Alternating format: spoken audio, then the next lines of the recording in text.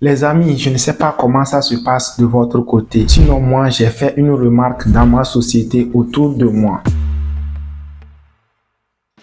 La fois dernière, j'étais sorti acheter du aïmolo et quand j'ai fini de passer ma commande, j'ai donc tendu un billet de 500 francs à la dame. Et à la maman de regarder attentivement le billet de 500 francs, ensuite elle me dit « Tonton, est-ce qu'on va accepter prendre l'argent là ?» Que souvent j'ai du mal à donner de la monnaie à certaines personnes parce qu'elles disent que l'argent est déchiré, soit il y a une déchirure, ou soit que si c'est une pièce, que c'est trop lisse. Donc les gens refusent de prendre. Et j'avoue que j'étais un peu peiné, j'étais gêné en moi. Et ce n'est pas la première fois, c'est une habitude dans la société autour de moi. Je ne sais pas si c'est le même cas dans d'autres pays ou comment. Donc vous l'avez compris, le constat d'aujourd'hui est que les gens refusent certaines pièces ou certains billets sous prétexte que soit c'est déchiré, soit c'est trop froissé, c'est trop vieux, ou soit que c'est trop lisse. Mais je ne sais pas qui d'entre nous a une fois pris une pièce ou bien un billet, aller le mettre dans une marmite et cuisiner pour manger. La réponse, c'est personne. On utilise cela juste pour des échanges. Donc l'argent devait circuler, d'autant plus que ni toi ni moi, personne ne fabriquons cet argent. Et on crie chaque jour qu'il n'y a pas l'argent. Et si on devait se mettre à trier dans le peu que nous avons, imaginez-vous un peu ce que ça devrait donner. C'est très frustrant en tout cas. Le peu que nous avons, on se met à dire que non,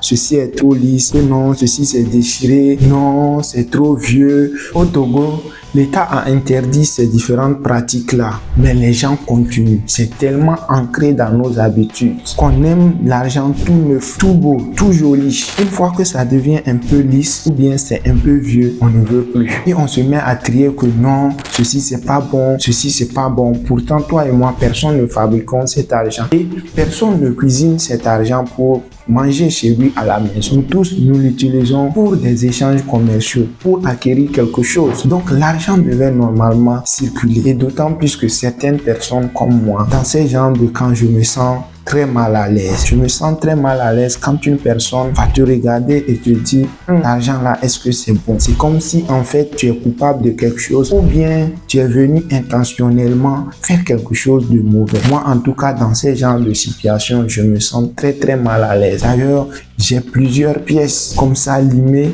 et même certains billets déchirés à la maison que je ne peux pas utiliser parce que je ne veux pas me retrouver dans ces situations où une personne va te mettre mal à l'aise à cause de ces trucs-là. Donc, je pense que ça nous pénalise plus que ça nous avantage. Autant on veut utiliser les billets neufs, autant si on peut déjà reconnaître que telle pièce, voilà la somme que c'est.